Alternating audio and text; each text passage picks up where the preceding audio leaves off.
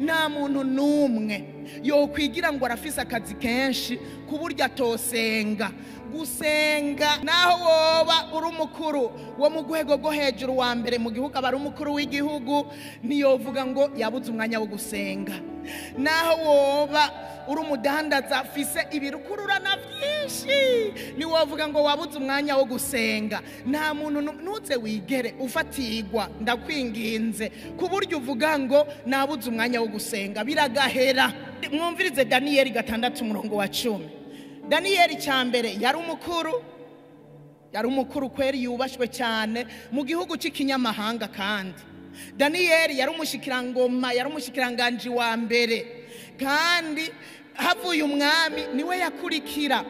Daniyeli yari umunyepolitike, Daniyeli yari umukozi wa leta, Daniyeli yararoraniwe vrema, yararoraniwe kuruta abandi batwawe ari nyagano bose. Daniyeli yaramerewe neza kubera urabona yari umukuru. Ariko 6:10 havuga ngo maze Daniyeli amenye ko icyo cyandiko cyasinyweko ajiwe, kandi amadirisha y'inzu yiwe yerekeye Yerusalemu yama yuguruye, akomeza gufukama 3 ku munsi asenga Imana yiwe, ayikengurukira nk'uko yari asanzwe abikora canke abigenza.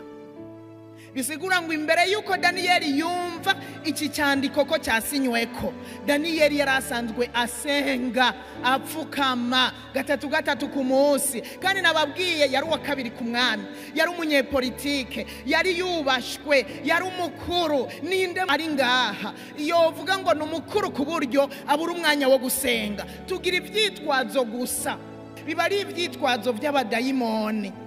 Imana idufashe cyane. Daniyeli ntiyasenze kubera yarashikiwe n'ikibazo, oya, ariko yarasanzwe abikora ku munsi. Imana idufashe cyane.